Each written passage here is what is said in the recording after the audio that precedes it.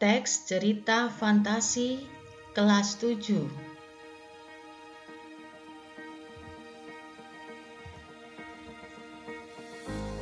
Teks cerita fantasi kelas 7 bagian 2 oleh Herni Nilawati, SPD, MPDI, MTSN 1 Banyuwangi. Assalamualaikum warahmatullahi wabarakatuh. Bagaimana kabarnya anak-anakku yang soleh dan soleha? Semoga hari ini kalian sehat walafiat dan selalu dalam lindungan Allah Subhanahu wa Ta'ala.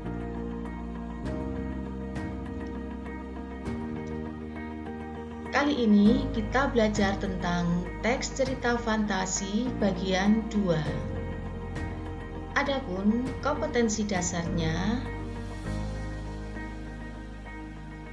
3.4 menelaah struktur dan kebahasaan teks narasi atau fantasi yang didengar dan dibaca. Tujuan pembelajarannya, melalui pembelajaran ini siswa dapat 1.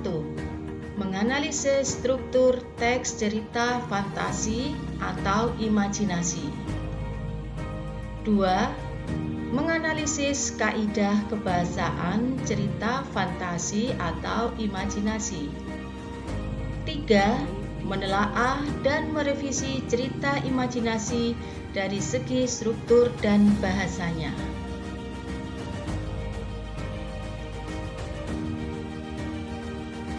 A. Struktur teks cerita fantasi.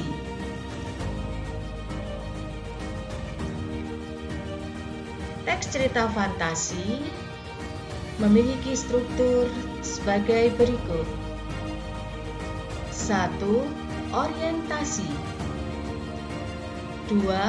Komplikasi. 3. Resolusi. 1. Orientasi. Berisikan pengenalan tokoh serta latar tempat, waktu yang merupakan awal masuk ke dalam cerita. 2. Komplikasi.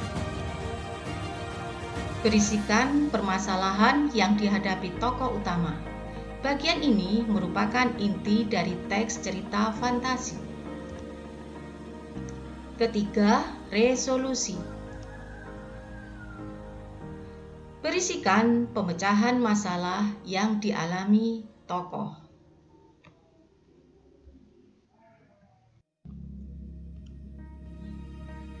Berikut contoh cerita fantasi beserta strukturnya.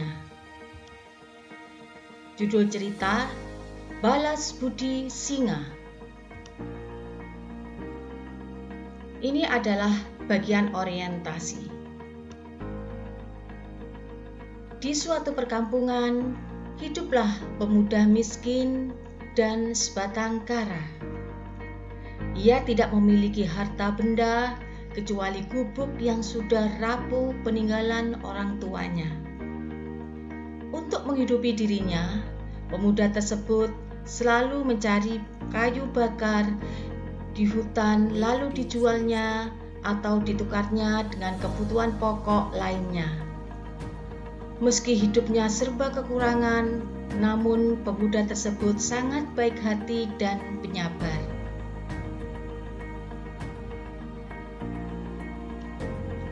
Bagian komplikasi. Ketika suatu hari pemuda tersebut tengah mencari kayu bakar, terdengar di balik semak-semak suara raungan singa yang sedang kesakitan. Dengan rasa cemas, dihampirinya singa tersebut yang sedang merintih karena sebuah serpian kayu menusuk di bagian punggung singa. Dengan rasa takut, si pemuda yang merasa prihatin dan iba kemudian menghampiri sembari mencoba menenangkan singa. "Tenanglah, wahai sang raja hutan, aku tidak akan menyakitimu atau memburumu. Aku akan membantu melepaskan duri di punggungmu." Mendengar ucapan pemuda tersebut, singa itu kemudian terdiam, seolah mempersilahkan pemuda untuk menolongnya. Tak lama kemudian, duri di punggung singa tersebut dicabut. Pemuda tersebut kemudian berlari, menghindar karena takut dimangsa.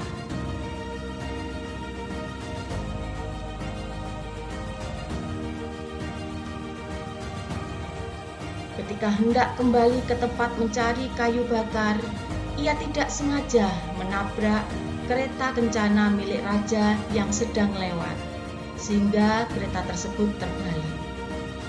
Meski telah bersimpu dan minta maaf, raja kemudian meminta pengawalnya untuk menangkap dan memenjarakan si pemuda malang tersebut. Setelah beberapa hari di penjara, pemuda tersebut akhirnya dijatuhkan hukuman mati. Pada malam hari, dimasukkanlah pemuda tersebut ke dalam ruangan gelap yang berisi binatang buas. Dengan perasaan sedih dan pasrah, ia merelakan dirinya menjadi santapan binatang buas. Akan tetapi, alangkah terkejutnya pemuda tersebut ketika binatang yang ada di dalam ruangan tersebut tidak menyentuhnya sama sekali. Setelah beranjak siang, baru ia mulai bisa melihat binatang apa yang ada di dalam ruangan. 3. Bagian resolusi. Binatang buas tersebut adalah singa yang ia selamatkan beberapa hari yang lalu. Singa tersebut ternyata peliharaan kesayangan milik raja. Pemuda tersebut lantas bertanya, "Kenapa kau tidak mematuhi perintah raja untuk memangsaku, wahai singa?"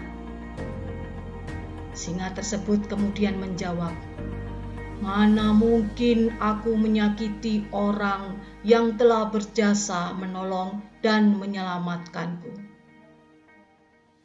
Demikian anak-anakku akhir dari sebuah cerita.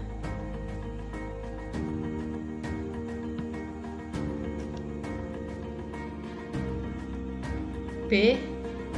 Kaidah kebahasaan teks cerita fantasi. Pertama, kata ganti. 2. Kata penghubung. 3. Kata keterangan. 4. Kata kerja. 5. Kata sifat. 6. Kata sandang. Dan terakhir, kalimat langsung dan tidak langsung. Penjelasan kaidah kebahasaan tentang nomor 1 sampai nomor 5 sudah kita bahas pada video pembelajaran bab kaidah kebahasaan teks deskripsi kemarin. Sekarang kita belajar tentang kata sandang. Apa itu kata sandang? Kata sandang adalah kata yang dipakai untuk membatasi kata benda. Contoh, si, sang, kaum. 7. Kalimat langsung dan kalimat tidak langsung. Kalimat langsung. Kalimat langsung adalah kalimat yang diucapkan secara langsung kepada orang yang dituju. Kalimat langsung ditandai dengan pemakaian tanda petik. Contoh, Andi mengatakan, "Aku akan pergi ke sekolah besok." Kalimat tidak langsung. Kalimat tidak langsung adalah kalimat yang melaporkan atau memberitahukan perkataan orang lain dalam bentuk kalimat berita. Kalimat tidak langsung tidak menggunakan tanda petik. Contoh, ibuku berpesan agar aku selalu menggunakan masker ketika keluar rumah. Demikian anak-anakku pembelajaran teks cerita fantasi. Semoga bermanfaat. Selamat belajar dan terima kasih. Wassalamualaikum warahmatullahi wabarakatuh.